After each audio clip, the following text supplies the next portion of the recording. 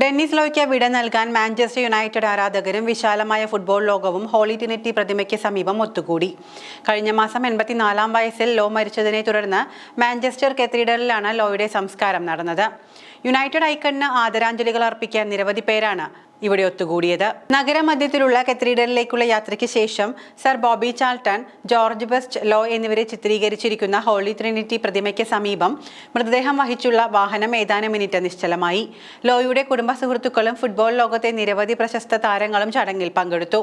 Ballon d'Or നേടിയ ഏക Scottish കളിക്കാരനായ മുൻ Scotland, Manchester United, Manchester City striker Dennis Law 84-ാം വയസ്സിലാണ് അന്തരിച്ചത്.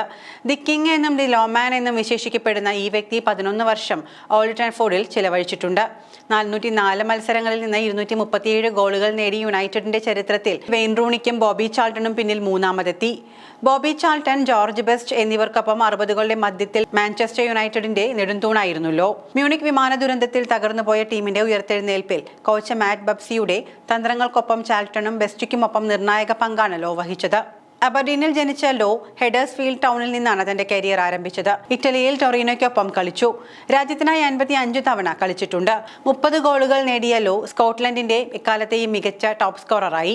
തന്റെ കരിയറിൽ 3 തവണ ബ്രിട്ടീഷ് റെക്കോർഡ് തുകയ്ക്ക് അദ്ദേഹത്തെ സ്വന്തമാക്കി. 2021 അദ്ദേഹത്തിന് അൽഷിമേഴ്സ് രോഗവും വാസ്കുലർ ഡിമെൻഷ്യയും ഉണ്ടെന്ന് കണ്ടെത്തി. ഡെന്നിസ് ലോ 1940 ഫെബ്രുവരി 24-ന് സ്കോട്ട്ലൻഡിന്റെ അബർഡീനിലാണ് ജനിച്ചത്. മത്സ്യത്തൊഴിലാളിയായ ജോർജ് ലോയുടെ 7 മക്കളിൽ ഇളയവനായാണ് ഡെന്നീസിന്റെ ജനനം. ബാല്യം കടുത്ത ദാരിദ്ര്യത്തിലൂടെയാണ് കടന്നുപോയത്. കാഴ്ചക്കുറവ് ചെറുപ്രായത്തിൽ തന്നെ അലട്ടിയിരുന്നു. 12-ാം വയസ്സ് വരെ ബൂട്ടിടാതെയാണ് കളിച്ചിരുന്നത്. പിന്നീട് കടം വാങ്ങിയ ബൂട്ടുകളിട്ടായിരുന്നു കളി. പിറന്നാൾ സമ്മാനമായിട്ടായിരുന്നു ഉപയോഗിച്ച് പഴകിയ ആ ബൂട്ടുകൾ അദ്ദേഹത്തിന് കിട്ടിയത്.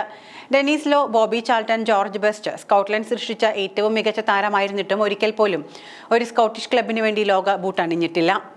1956-ൽ ഹെഡേഴ്സ്ഫീൽഡ് ടൗണിൽ ചേരുന്നതിന് മുൻപ് അദ്ദേഹം പ്രാദേശിക ക്ലബ്ബായ അബർഡീൻ ബോയ്സ് ക്ലബ്ബിൽ തന്റെ ഫുട്ബോൾ ജീവിതം ആരംഭിച്ചു. 1962-ൽ ലോ മാഞ്ചസ്റ്റർ യുണൈറ്റഡിൽ ചേർന്നു. അവിടെ അദ്ദേഹം 11 സീസണുകളിൽ കളിക്കുകയും ഒരു പ്രധാന കളിക്കാരനായി മാറുകയും ചെയ്തു. ഓൾഡ് ട്രാഫോർഡിൽ ഉണ്ടായിരുന്ന സമയത്ത് അദ്ദേഹം യൂറോപ്യൻ കപ്പ്, ഫസ്റ്റ് ഡിവിഷൻ കിരീടം, FA കപ്പ് എന്നിവ നേടി. അസാധാരണമായ കഴിവ്, വേഗത, ഗോൾ സ്കോറിംഗ് കഴിവ് എന്നിവയ്ക്ക് ലോ അറിയപ്പെട്ടു. പിച്ചിലെ പ്രബലമായ പ്രകടനങ്ങൾക്ക് അദ്ദേഹത്തിന് ദി കിങ്, ദി ലോമാൻ എന്ന വിളിപ്പേര് ലഭിച്ചു. 2002-ൽ ഇംഗ്ലീഷ് ഫുട്ബോൾ ഹാൾ ഓഫ് ഫെയിമിലും 2004-ൽ സ്കോട്ടിഷ് ഫുട്ബോൾ ഹാൾ ഓഫ് ഫെയിമിലും ലോയെ ഉൾപ്പെടുത്തി.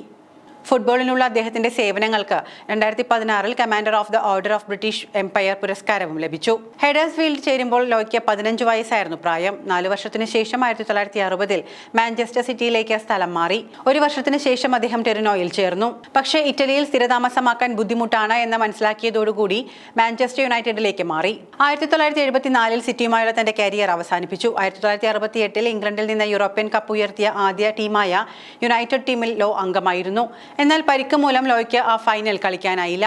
ആശുപത്രിയിൽ കിടക്കയിൽ കിടന്നാണ് ആ ഫൈനൽ അദ്ദേഹം കണ്ടത്. യുണൈറ്റഡിനൊപ്പം ഒരു FA കപ്പും 2 ഇംഗ്ലീഷ് ലീഗ് ടൈറ്റിൽ മെഡലുകളും അദ്ദേഹം കരസ്ഥമാക്കി. കൂടാതെ 6 തവണ ബ്രിട്ടീഷ് ഹോം ചാമ്പ്യൻഷിപ്പ് നേടാൻ സ്കോട്ട്ലൻഡിനെ സഹായിക്കുകയും ചെയ്തു. 1963-ൽ 7 സ്കോട്ട്ലൻഡ് മത്സരങ്ങളിൽ നിന്ന് 11 ഗോളുകൾ നേടിയതും വെംബ്ലിയിൽ ഇംഗ്ലണ്ടിനെതിരെ റെസ്റ്റ് ഓഫ് ദ വേൾഡ് ടീമിനായി ഗോൾ നേടിയതും 1964-ൽ യൂറോപ്പിലെ ഏറ്റവും മികച്ച ഫുട്ബോൾ കളിക്കാരന് നൽകുന്ന ബാലൻഡിയോർ പുരസ്കാരം നേടാൻ അദ്ദേഹത്തെ സഹായിച്ചു. ഫുട്ബോളിൽ നിന്ന് വിരമിച്ച ശേഷം ലോ ടെലിവിഷൻ രംഗത്തും സജീവമായി. UK ആസ്ഥാനമായുള്ള ചാരിറ്റി ഫുട്ബോൾ എയ്ഡിന്റെ രക്ഷാധികാരിയുമായി. കമ്മ്യൂണിറ്റി ഇടപെടലും കായിക പങ്കാളിത്തവും വർദ്ധിപ്പിക്കുന്നതിനും ശ്രദ്ധ കേന്ദ്രീകരിച്ചുള്ള പ്രവർത്തനങ്ങളും നടത്തുന്നതിനും ഡെന്നിസ് ലോ ലെഗസി ട്രസ്റ്റ് സ്ഥാപിച്ചു.